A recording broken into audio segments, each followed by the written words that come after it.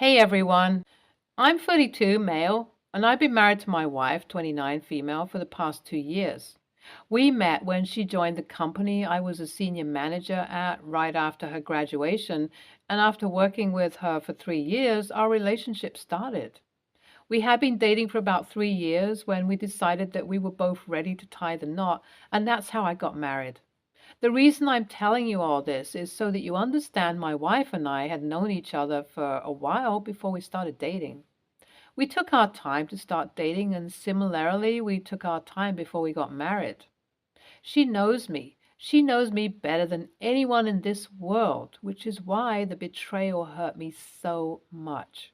But before I tell you about the betrayal, let me quickly introduce another key character who played a big enough role in my so-called villain arc, my wife's best friend, Sophia, 29, female. Sophia and my wife grew up together. They became friends when Sophia's family moved across from my wife when she was 4, and they had been inseparable since then. My wife told me that as Sophia's parents were both very careless and honestly very neglectful, oftentimes Sophia would stay over at my wife's place, which only helped bring the girls together. Once Sophia's parents realized that my in-laws were kind enough to provide for Sophia wherever they were slacking, they started putting the entire burden of Sophia on the shoulders of my in-laws. It was a little crazy hearing their childhood story, honestly, because I have nothing nice to say about Sophia's family from what I have heard about them. Her mother was mentally unstable, and her father was busy sleeping with half the town. When he was not doing that, he would come home and try to hit Sophia. My in-laws had to be the ones to call CPS on her parents when they found Sophia out on the porch one night in the midst of a snowstorm. Her father was out for business, and her mother was in a drugged-out slumber. Calling the CPS got Sophia removed from their house, and my in-laws volunteered to take care of her until they found a proper place to rehome her to. I think my wife and Sophia were about 10 when this happened. Eventually, Sophia was put into foster care, and while she moved away a few blocks from where she previously lived, she was still in touch with my wife, which led to their friendship growing stronger over the years. When I first met Sophia, it was after I had dated my wife for about 5 months. She introduced me to Sophia and left me alone with her for a minute to go to the ladies' room. At that moment, Sophia threatened to murder me if I ever hurt my wife. Now, I have a sister. I know that girls do that whole hurt my bestie, get killed, castrated, murdered threat, but I thought that was what teenagers did. Hearing a 24-year-old say that was a bit strange, and I won't lie. That did set off a few alarms in my head, but I tried to not let that bother me. I told her that I do not plan on hurting her, as I love her very, very much, and Sophia insisted that she will be the judge of that. The shift in her personality was a bit bizarre to watch when my wife came back. I later mentioned it to my wife, and she told me that Sophia is one of those quirky, out there girls, and I should not worry about her words at all because she was not being serious. Since then, whenever I could, I have tried my best to avoid Sophia, but until she got into a relationship, it was difficult. She would call in ungodly hours and sometimes would try to compete with me on who knows my wife the best. It was such grade school behavior that sometimes I wondered if Sophia was really as old as my wife was. But I suppose opposites do attract, and that is why they were the way they were. When Sophia got into a relationship, it was almost like a bomb went off. She just disappeared from our life. Not that it bothered me, but that affected my wife a lot. Sophia did not bother leaving a message. She was there one day and then sent a message like, "I'm dating XYZ now. Okay, bye," and stopped replying to my wife's messages. It was around 7 months before we got married. You can imagine how broken up my wife was about this whole thing. She wanted Sophia to attend her wedding, be a part of her wedding and everything, while Sophia would refuse to contact my wife. She would leave her on read, and it was just not a good time. I had no words to console my emotionally distraught wife, so I reached out to the boyfriend as Sophia had me blocked. The guy was very surprised when I told him about the situation because apparently Sophia had not mentioned my wife at all. That was another red flag, honestly, but I tried to not let that bother me. I gave him the time and venue of the wedding because if my wife can't have her best friend as her maid of honor, she would be happy to see her BFF in the crowd. Sophia did show up there with her boyfriend, and she was not the happiest about it. She refused to admit that she had been ignoring my wife's messages for the past 7 months and claimed my wife did this whole thing where her BFF was not the MOH just to spite her. Very strange, I know. My wife was very upset about the whole situation because she was not expecting such words from Sophia. But when Sophia went no contact again and we started our married life together, she started moving on from the hurt. Until 3 months ago, Sophia was in no contact with us. But she got back in touch when her husband cheated on her. Did my wife know that she got married? No. Did Sophia bother explaining? Also no. It was strange, bizarre even, how Sophia took my wife for granted, and my wife, being the kind person she is, was there for her. She would show up at our house at ungodly hours, drunk off of her mind because she was bar hopping to cope with her pain, and it happened so frequently that my wife begged me to let Sophia stay with us. I was not the most comfortable with the idea, but seeing how happy my wife was now that Sophia was talking to her, I said okay. Sophia started living with us 2 months ago. This was also the time of year when the financial year ends, and as my work deals with a lot of finances and corporate stuff, I was extremely busy those 2 months. I had to put in a lot of extra hours and go for some extra shifts just to make sure that everything was good to go. I did not have the opportunity to spend time with my wife the way I usually did. I could not take her out on a date every other Friday like I usually did, and I would come home and fall asleep, and even on weekends. I would be either working or napping because of too much work. I know that I have been emotionally distant, but since this happened every year and since we both work in the same company, I assume my wife would be understanding. But that was not the case. A few nights ago, I came home to my wife completely in hysterics. She looked like she was going to faint any moment. When I tried to talk to her or touch her, she kept pulling away from me and refused to communicate with me. When I asked her what was wrong, she told me that she is a bad wife. I was shocked. I had no idea where this was coming from. I asked her if anyone had said that to her or if something had happened that caused her to feel that way, and that was when she brought me to my home office. It was unrecognizable. I'm a very organized person. I label and color coordinate everything because I find it easier, and my office was none of that. It looked like a tornado had gone through it. I asked her what happened, and she told me that for the past 1.5 months, I had been busy working my ass off for the sake of both of us. Sophia told her that I was cheating on her. Sophia fueled my wife's anxiety and discomfort with me working with newer interns because that's how I met my wife, so what's stopping me from meeting my mistress like that? And so Sophia insisted that they will find proof in my office. So my wife and Sophia went through everything together, and now that they could not find any proof, my wife realized how dumb this entire situation was and had kicked out Sophia from the house. She felt incredibly remorseful and she kept apologizing to me.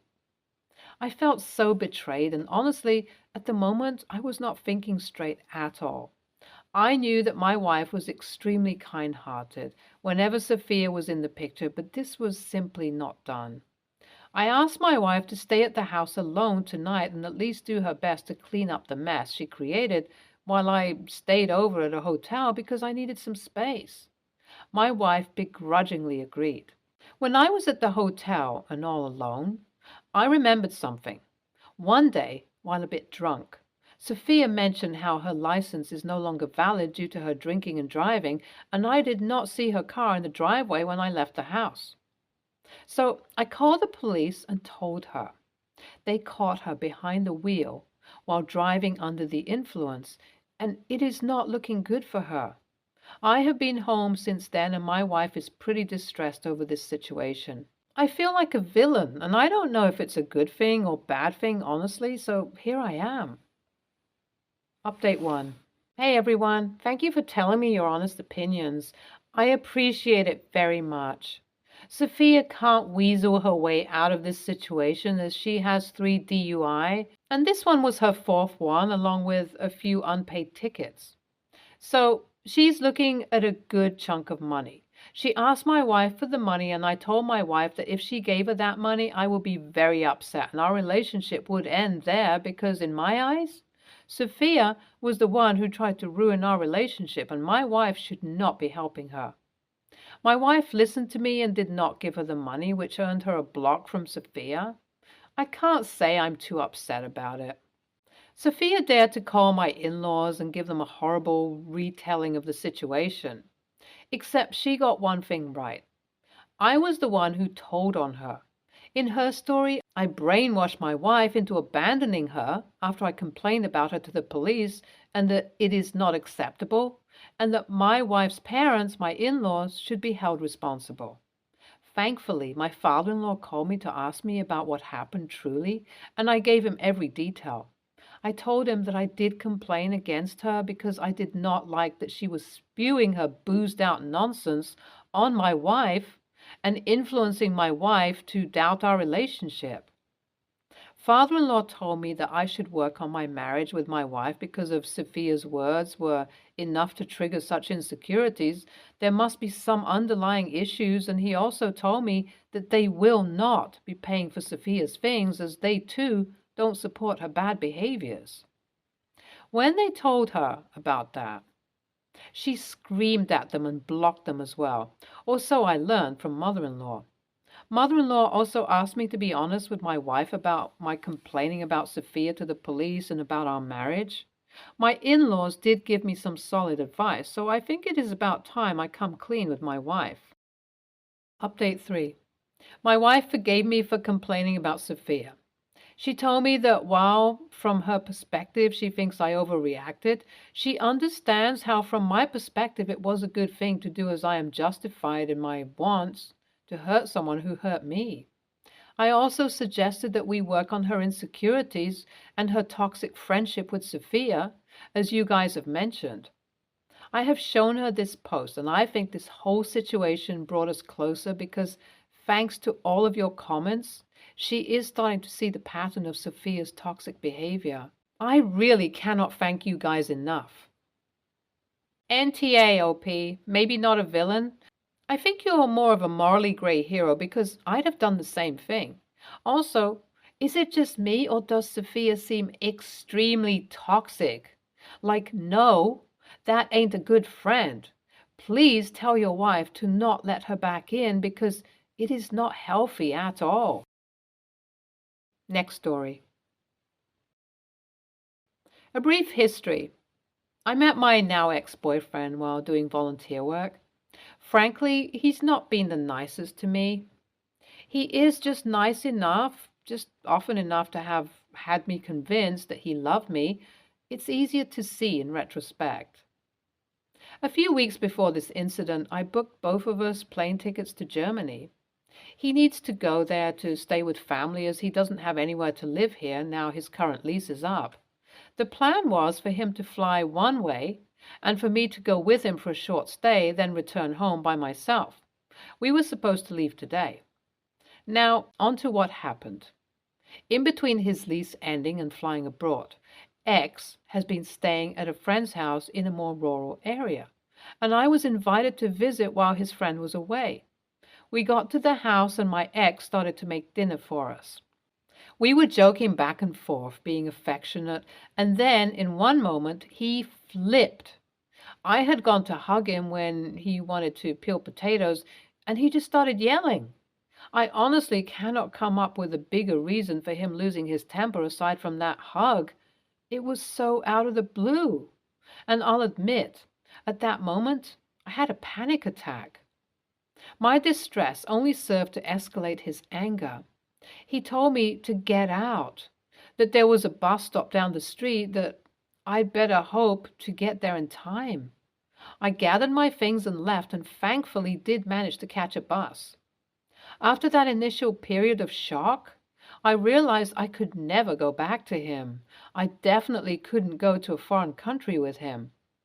I went to the airline's website to cancel my flights, and there was his booking too. I canceled it in an impulse, numb moment. I didn't even get a refund because it's an economy airline. A few days ago, he texted me as though nothing had happened, asking for his flight details. I replied that there was no flight, that of course I wasn't going to pay to go to Germany with him after what happened. He sent a long reply saying that I knew he had nowhere else to go, that I knew he was struggling with money, and that I had effectively made him homeless, and he hopes I'm pleased with myself. I honestly didn't know what to say in return, but luckily I haven't heard from him since. I don't know if he's been able to get a flight himself, and a tiny part of me does worry for him. AITA? P.S. I paid for both our tickets with my own money. We never discussed this explicitly, but I just assumed he would pay me back at some point, since that it has become quite clear that that was never going to happen. This may or may not contribute to my AITA verdict. I'm not sure. I don't make it a habit of buying flights for people who verbally abuse me, no matter how dire their personal problems are. You are NTA for dealing with your own problems, which means cutting him from your orbit. Next story. I'm 26, female. My sister, 35, female, told us, me and my other siblings, that she wasn't spending a lot on gifts this year because she splurged to take her son to Disneyland. That's fine. I don't give two fricks about not getting a gift. I've spent several holidays abroad where obviously I didn't give or receive gifts on holidays or birthdays. Historically, when my sister has been pretty broke, she will buy little gifts for people from the dollar store. Usually, the gifts are useless junk that I don't want, need, have a use for. For example, one year she got me these sparkly animal trading cards, little action figure thingies, a little Hispanic Lego man with a sombrero. She and my other older sister are half Mexican and find little things like this to be charming. And this unicorn drinking cup, all of those items, except the cup, which I still use, kind of sat around in boxes until an acceptable amount of time passed and they got thrown out during a deep clean. I'm not a person who likes stuff that just sits around my house with no purpose. I'll hang cool art, but that's mostly it. I would say my sister has given me gifts like this 4 or 5 times in the past. Anyway, I told my sister that if she is unable to get something cheap off my provided Christmas gift list, then I don't want anything at all. She asked me why, and I told her that I appreciate the effort she makes to give gifts even when she doesn't have a lot of money, but I'm not the type of person who likes cute little things that serve no purpose or they would likely get thrown away eventually, so it's better for her not to waste the money. She said I was being a shitty a-hole and to get over myself. AITA? Edit. Everyone in my family makes a Christmas list. All of my adult siblings, my mother, my grandmother, etc. Also, the list I made has several items on it under $10. Edit 2. The way a lot of you look at gift giving is really strange to me. You give gifts to do something kind for the person you're giving them to, right? If that's the case, then you should be willing to consider, to a certain degree, what that person does or, in my case, does not want. If you're buying gifts for someone with an attitude of, I don't care what you do, don't want, I'm going to buy you what I buy you, and God damn it, you better be grateful because I didn't have to buy you anything at all, then aren't you really only gift giving to make yourself feel good or to fulfill a societal familial pressure that you feel obligated to fulfill? There are a million different scenarios in which someone does something to be kind or helpful. But the reality is, what they're doing is making your life more difficult or inconvenient. One should be able to communicate the idea of, hey, I can see you're doing this with the intention of being kind or helpful. Thank you, I appreciate that. However, it's actually making my life more inconvenient for X reason. So could you please stop? NTA. You're helping her not waste her money, which you know is tight anyway. And I ask people for at least a little list of stuff they would like for Christmas for exactly this reason. I don't want to buy you something you don't like, don't want, and won't use. Stay tuned for more stories from our girl relationships.